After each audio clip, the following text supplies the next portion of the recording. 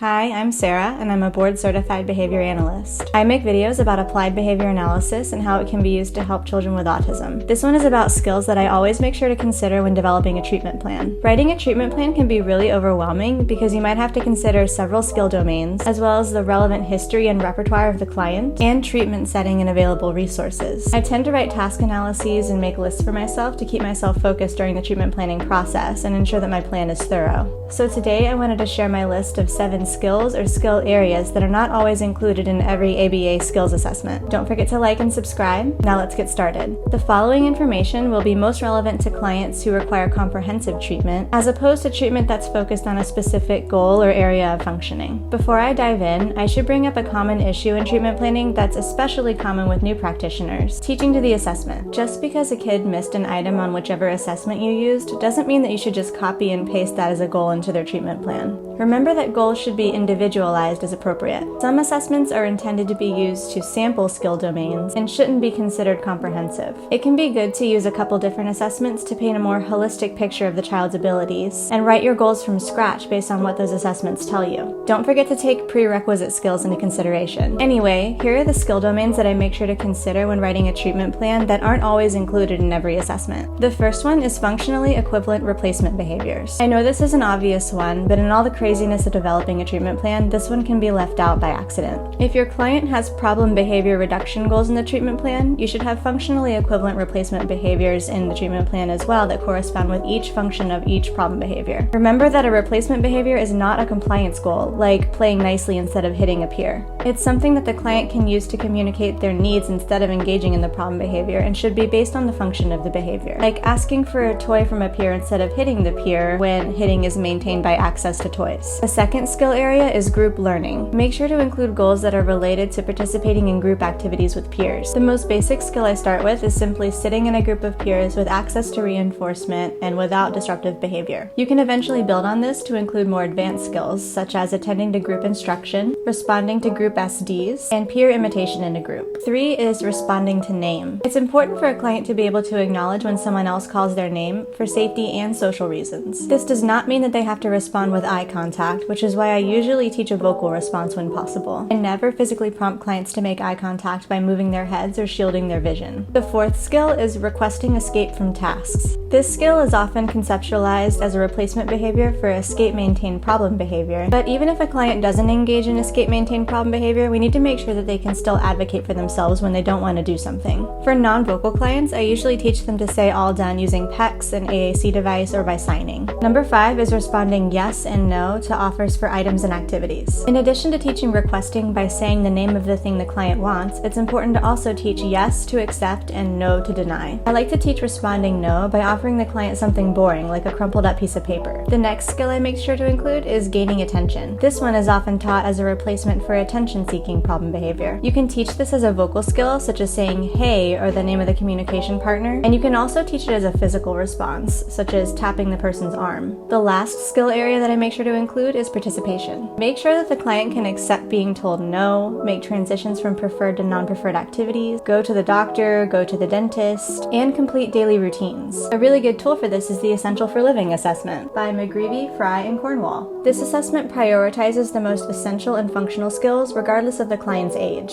And those are 7 skill areas to make sure to consider when developing a comprehensive treatment plan. Thank you so much for watching.